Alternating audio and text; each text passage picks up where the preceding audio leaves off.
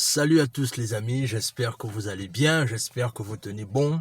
Alors, mon nom c'est Warren. Si tu es nouveau sur la chaîne ou si tu me découvres, je m'appelle Warren et ici tu es sur Guerrier Mental et Diaspora Africaine. Ici, on parle de développement personnel, on parle d'entrepreneuriat, on parle d'immigration aux États-Unis. Donc, si c'est quelque chose qui t'intéresse, tu t'abonnes à la chaîne et tu partages la vidéo autour de vous. Vous savez, depuis un moment, comme je vous disais la dernière fois, je crois hier, je vous disais que actuellement je suis dans une période de transition avec mes business et du coup, ce que je fais en attendant d'avoir les derniers documents pour commencer notre business qu'on va lancer, qu'on va faire beaucoup de communication sur la chaîne.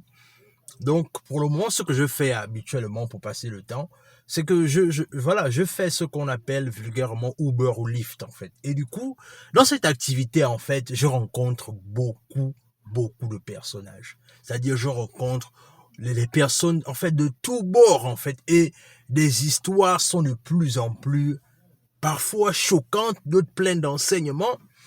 Et du coup, aujourd'hui, en fait, à la base, j'ai deux histoires à vous raconter, mais je vais d'abord raconter celle de la dame. Et ensuite, dans la prochaine vidéo, je parlerai du monsieur, le monsieur, en fait. Alors, le truc, c'est que j'ai rencontré une dame, enfin, je suis allé la prendre chez elle pour l'amener au travail. Bon, le truc, c'est que quand elle est montée dans ma voiture, premièrement, elle avait un bébé. Et quand j'ai vu la destination, je me suis dit, bon, ok, en fait, elle allait dans un magasin.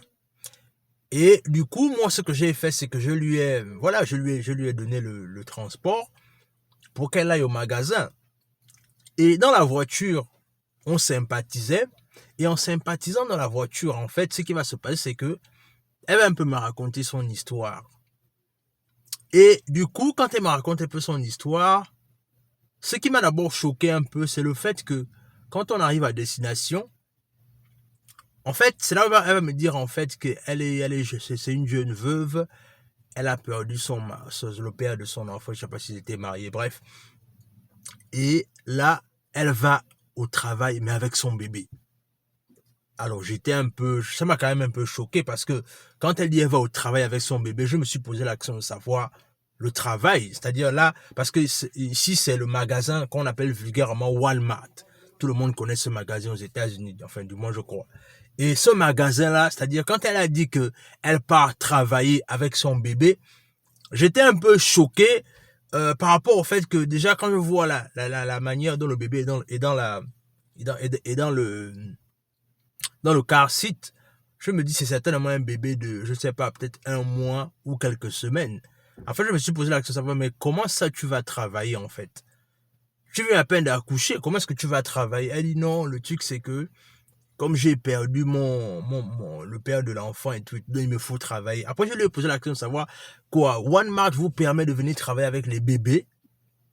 Elle me dit oui, c'est la chose, on va dire, elle m'a dit quelque chose comme du genre, en tout cas, ils tolèrent ça parce que voilà, ils veulent vraiment que je travaille et tout et tout. Et du coup, moi, la question que je me suis posée en fait, c'est celle de savoir, mais l'enfant va rester où en fait? Si c'est un magasin, l'enfant va rester où dans le magasin en fait? Et là, elle pourrait me dire que non, l'enfant va rester au break room et ce qu'elle va faire, c'est qu'à chaque fois, elle va venir souvent vérifier le bébé. Et moi, clairement, ça m'a choqué en fait. Ça m'a choqué dans le sens là où l'enfant, un nouveau-né a besoin de la chaleur de sa mère. Un nouveau-né, en fait, il est tellement fragile que du coup, c'est tellement important la chaleur de sa mère pour un nouveau-né, en fait. Et du coup, là, en fait, on est dans une situation là où la femme, la mère de l'enfant est obligée d'aller travailler, alors que quand je la regardais, elle était encore même affaiblie, en fait, par l'accouchement. Et là, elle est dans l'obligation d'aller travailler. Et le truc, c'est que ça se passe ici aux États-Unis. Mais les situations comme ça, là, sont légion chez nous en Afrique, quelque part. Parce que justement, ce qui se passe souvent, c'est que on décide d'avoir les enfants, mais il n'y a pas un plan, en fait, derrière. C'est-à-dire que ce qu'on fait, c'est que on se contente simplement du fait que madame est tombée enceinte et tout ce qui va avec. Et voilà, ce qui va se passer, c'est que comme madame est tombée enceinte, en fait, ce qu'on va faire, c'est qu'on va juste attendre que le bébé naisse et tout ce qui va avec, quoi. C'est-à-dire que on subit juste la situation, en fait.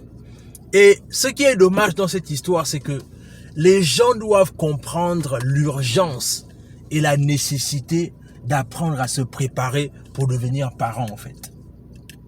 C'est-à-dire, il est tellement important de savoir se préparer pour devenir parent.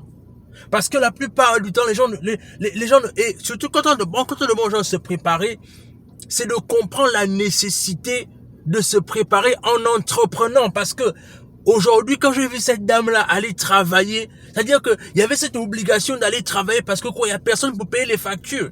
Alors que si quelqu'un comme ça avait préparé ce genre de choses-là, ça aurait pu éviter beaucoup de choses. Et encore une fois, le truc, c'est que quand on demande aux gens d'entreprendre, malheureusement, il y a des gens qui négligent cela, il y a des gens qui pensent que non, mais est-ce que c'est pour tout le monde, etc., etc. En fait, on trouve même les excuses, quoi.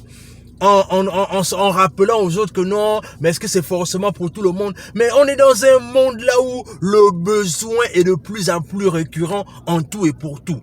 Là, je suis dans le noir, je suis venu faire la vidange pour ma voiture là. Donc, le truc, c'est que je voulais vraiment partager ça avec vous. Comprenons la nécessité et l'urgence d'entreprendre, parce que tant qu'on ne va pas entreprendre, tant qu'on va négliger le sujet de l'entrepreneuriat et qu'on va laisser ça à d'autres personnes, malheureusement, ce qui va se passer, c'est que beaucoup de personnes auront des situations compliquées, alors que c'est des situations qu'ils auraient pu éviter si et seulement si ils avaient pris leur disposition. Parce que même là, quand le père de l'enfant meurt comme ça, est-ce que le père avait même une assurance vie? Je ne pense pas, parce que cette pression-là, si le père au moins avait une assurance vie, je pense qu'il y a des choses qui auraient pu être évitées. La femme aurait pu prendre son temps de se reposer et d'aller travailler à son vouloir. Mais malheureusement, il n'y a pas cette préparation-là. On néglige tout, en fait. Donc, voilà, les amis. Donc, je vais partir. On se dit à tout à l'heure.